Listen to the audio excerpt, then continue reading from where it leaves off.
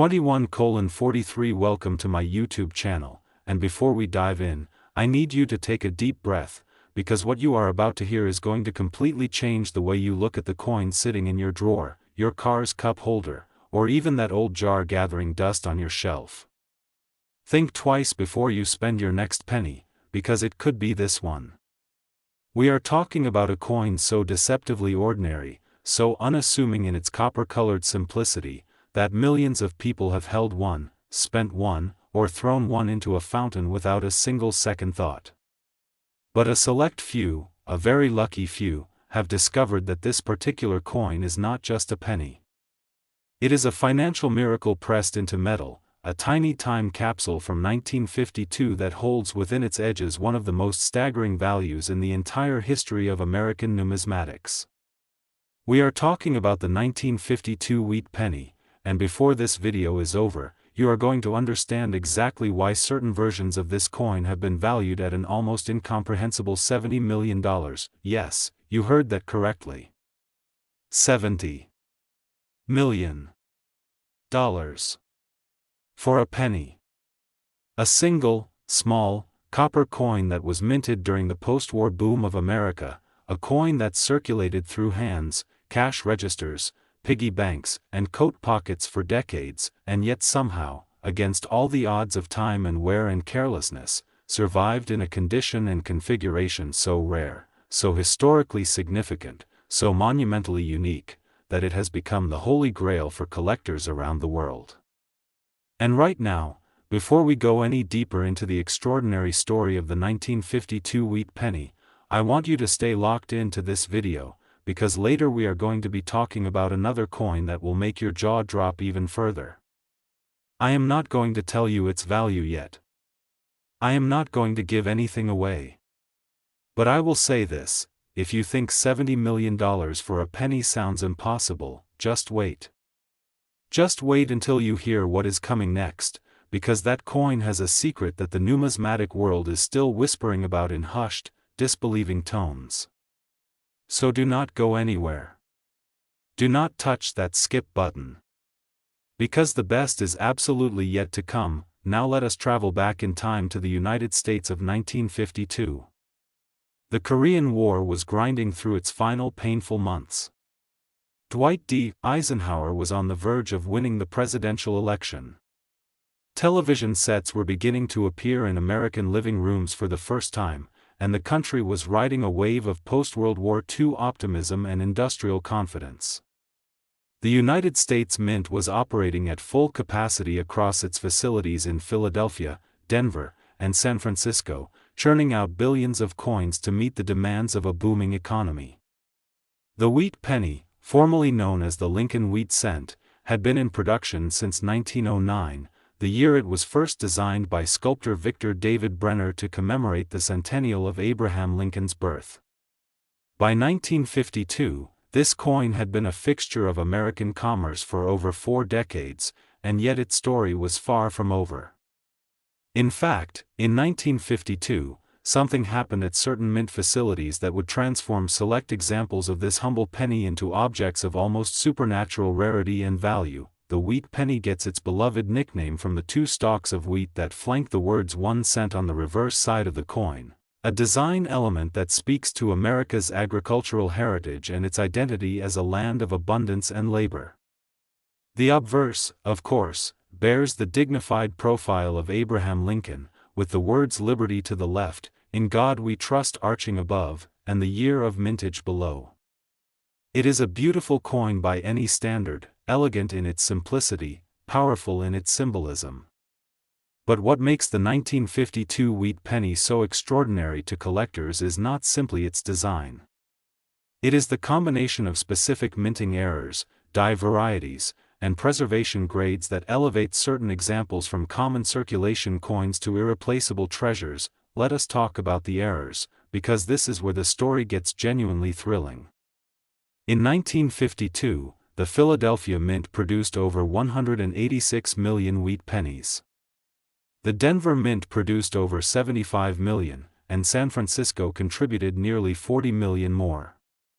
With that kind of volume, the opportunity for errors was significant, and the Mint, despite its best efforts, was not immune to the occasional catastrophic mistake. Among the most coveted varieties of the 1952 wheat penny is the double die obverse error, a phenomenon that occurs when the coin die is pressed twice onto the blank planchet at a slightly different angle, resulting in a coin where the lettering, the date, and Lincoln's portrait all appear doubled, as though seen through slightly misaligned binoculars. This doubling, when examined under magnification, is unmistakable, and it is the kind of detail that sends collectors into an absolute frenzy.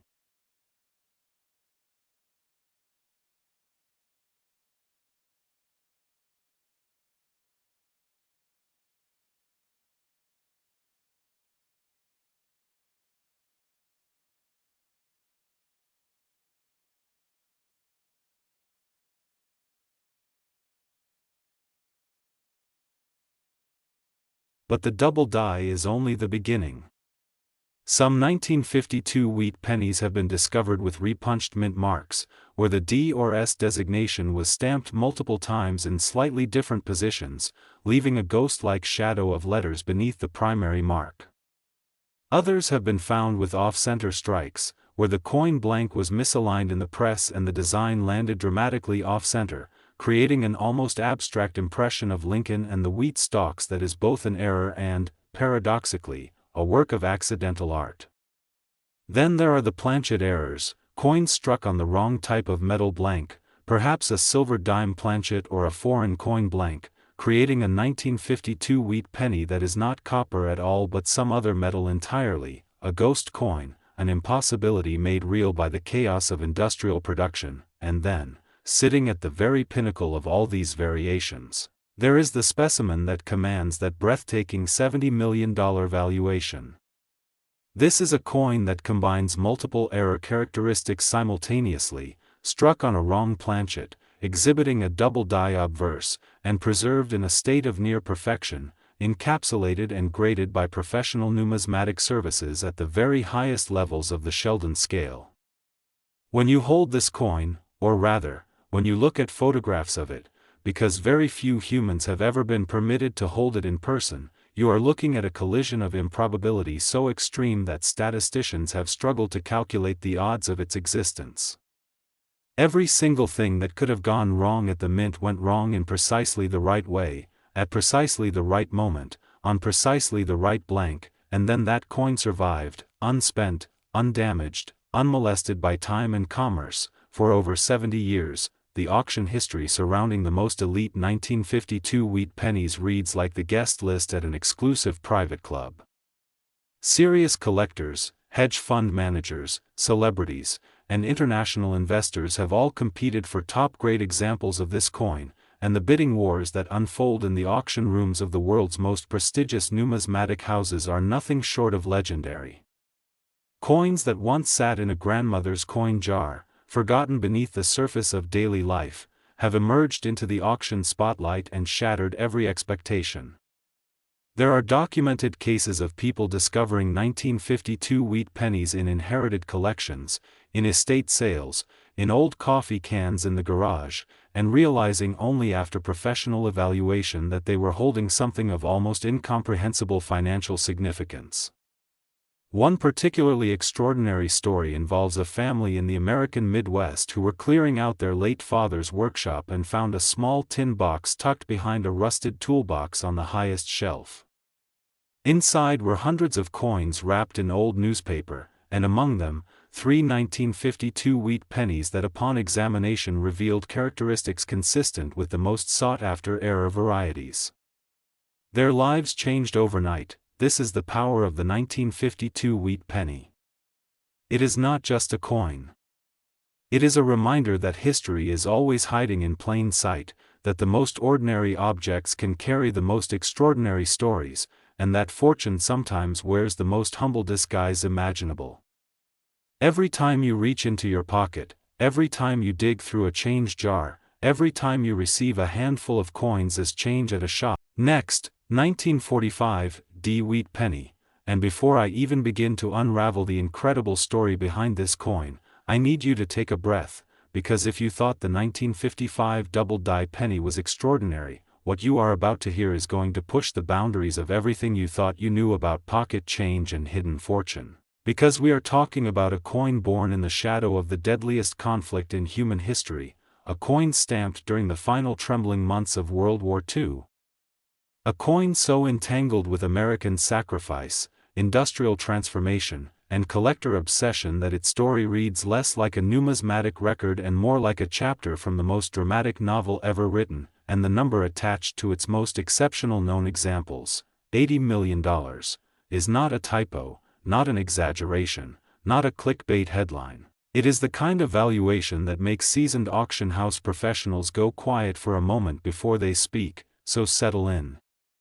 Because this story deserves every second of your attention. To understand why the 1945 D wheat penny occupies such a sacred and electrifying space in the world of rare coins, you have to travel back in time, not just to 1945, but to 1943, because the roots of this coin's extraordinary value are planted 2 years before it was even minted, planted in a decision made under the crushing pressure of global warfare. Because in 1943 the United States government made one of the most dramatic and consequential decisions in the history of American coinage. They ordered the U.S. Mint to stop making pennies from copper, which had been the lifeblood of the Lincoln wheat penny since its very first year of production in 1909, copper which was now desperately needed for the war effort, for shell casings, for electrical wiring in tanks and warships and aircraft, for the vast and hungry machinery of a nation fighting on 2 fronts simultaneously across opposite ends of the earth, and so. In 1943 the mint switched to zinc-coated steel for penny production, creating those ghostly, silver-colored steel cents that collectors still find fascinating today, coins that looked so different from their predecessors that many Americans assumed they were foreign or counterfeit the first time one slipped into their change, but then 1944 arrived, and with it a reversal of that wartime decision, because the government had found a new source of copper, spent ammunition shell casings, millions upon millions of them recovered from military firing ranges and training facilities across the country, melted down and repurposed into the cents that would fill American pockets in 1944 and 1945, and this is where the story becomes both beautiful and haunting. Because every penny minted in 1944 and 1945 was, in a very literal sense, made from the remnants of war, made from the brass and copper of shell casings fired by American soldiers on training grounds from California to Georgia, a detail that transforms these coins from mere currency into something almost spiritual, something that carries within its molecular structure the echo of an entire generation's sacrifice. And the 1945 D penny, struck at the Denver Mint, that D mint mark sitting just below the date on the obverse, small but significant, the Denver Mint's quiet signature on every coin it produced, was part of this extraordinary wartime recycling story, part of a production run that was enormous in scale but hiding within it anomalies and rarities that would take decades for the collector community to fully appreciate. The Denver Mint in 1945 was operating under conditions that were simultaneously frantic and meticulous, because the end of the war was in sight but not yet certain, because production quotas were immense, because the pressure to keep American commerce flowing with enough coinage was relentless. And it is precisely under these conditions, high pressure, high volume, long shifts, overworked dies and equipment, that the most extraordinary mint errors are born. And the 1945 D wheat penny is no exception, because within the vast ocean of standard 1945 D cents, there exist specimens so remarkable in their striking characteristics, so unusual in their die combinations, so exceptional in their preservation, that they represent something far beyond an ordinary wartime coin. They represent the intersection of historical circumstance, manufacturing anomaly, and the kind of pristine survival that requires not just luck but the intervention of something almost miraculous, because a coin that was minted in the chaos of the final months of World War II and somehow emerged 7, 8 decades later in a state of near-perfect preservation is a coin that has beaten odds so astronomical they barely make sense to contemplate. Let me paint you a picture, and I want you to really feel this. Imagine a Denver Mint worker in the spring of 1945, working a long shift, feeding blanks. into a coining press that has been running for hours, the rhythmic thud and clank of metal on metal filling the room, the air smelling of machine oil and hot copper, the radio in the break room carrying news of battles being fought in places with names most Americans struggle to pronounce, and somewhere in that shift, somewhere in that relentless production of hundreds of thousands of pennies, something happens. A die that has been used slightly beyond its optimal lifespan, or a planchet. That's the blank metal disc before it becomes a coin, that carries some minute characteristic distinguishing it from its neighbors, or a combination of striking pressure and die alignment so particular, so specific, that the resulting coin fundamental factor is condition, because while millions of 1945 D pennies were produced, the Denver Mint struck well over $1 billion that year across all denominations, with penny production being a massive operation. The vast majority of those coins circulated, and circulated coins where they lose their luster, their fine details soften and blur under the friction of daily use. Their original brilliant surfaces dulled by contact with other coins and human skin and the rough interiors of pockets and purses, and a circulated coin, no matter how historically interesting, can never achieve the stratospheric valuations of a coin that somehow bypassed all of that, a coin that was set aside, perhaps unknowingly, perhaps by the simple accident of being at the bottom of a bag that was never fully emptied, and preserved in a state so close to the moment of its creation that examining it feels like looking through a window directly into 1945. And when you find a 1945 D wheat penny in that kind of condition, in what graders call mint state, with its original red luster still blazing like a tiny copper sun, with Lincoln's portrait still sharp and three-dimensional, with the D mint mark crisp and perfectly formed, with the wheat stalks on the reverse still showing every delicate line and curve exactly as the die intended, you are holding something that the numismatic world receives with the kind of reverence usually reserved for masterworks of fine art, and the auction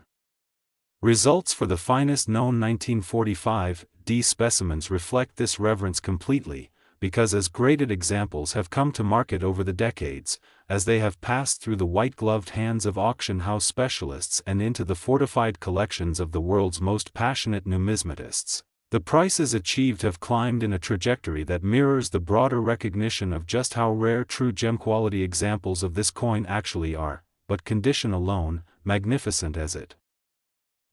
does not fully explain the $80 million valuation that crowns this coin's story, because there is another dimension to consider, a dimension rooted in the specific historical moment of this coin's creation, because 1945 is not just any year, it is arguably the most consequential year of the 20th century, the year the atomic bomb changed warfare forever, the year the United Nations was founded, the year Franklin Roosevelt died and Harry Truman inherited the most difficult presidency in American history, the year the world lurched from 6 years of catastrophic darkness towards something that at least resembled light and hope, and a coin minted in that year, carrying that year's date, made from the recycled shell casings of a war that was finally, agonizingly ending. That coin is a time capsule of the most profound kind, and collectors understand this, they feel it, and that feeling translates directly into the prices they are willing to pay for the finest examples, because owning the best-known specimen of a coin from 1945 is not just owning a rare object, it is owning a tangible, holdable, real piece of one of history's most defining moments. There is also the matter of the D mint mark specifically, because the Denver Mint's 1945 production occupies a particular niche in the collector's hierarchy of wartime wheat pennies. With certain die marriages, that's the specific combination of obverse and reverse dies used to strike a particular batch of coins, producing results that differ subtly but significantly from the standard production, and within those die marriages, within those subtle variations in mint mark size and placement and sharpness, within the microscopic world of die polish lines and contact marks and strike quality, the specialist collector finds the distinctions that elevate one coin above all others, that transform a beautiful 1945 D penny into the 1945 D penny, the singular finest known example, the coin that every serious collector of 20th century American coinage wants above perhaps any other, and when that coin comes to market, which happens rarely, because the kind of collector who acquires a coin like this does not let it go easily or often. The competition is fierce, the bidding is electric, and the final price is the kind of number that makes headlines far outside the numismatic community. The kind of number that reminds the entire world that pocket change is sometimes anything but ordinary. I want to leave you with this thought as we close the chapter on the 1945 wheat penny, and I want you to really sit with it for a moment. The shell casings that became this coin were fired by American soldiers who were training to fight in a war that would define the modern world. Young men and women who could not have imagined that the brass they were burning through on a firing range in 1944 would be melted down and reborn as a copper penny, and that that penny might survive the decades in a state of such extraordinary preservation that 80 years later, a collector would pay $80 million to hold it in their hands. There is something almost unbearably poetic about that journey, from ammunition to currency to treasure, from the service of war to the peace of a collector's cabinet, and it is that poetry, layered on top of the rarity and the condition and the history, that makes the 1945 wheat penny not just a valuable coin but a genuinely moving one, a coin that carries within its copper the weight of an entire world's most terrible and most triumphant year. And if somewhere out there, in a forgotten collection or an overlooked jar of old pennies, a gem-quality 1945 is still waiting to be found, and the beautiful, maddening truth is that it might be, then whoever finds it will not just have discovered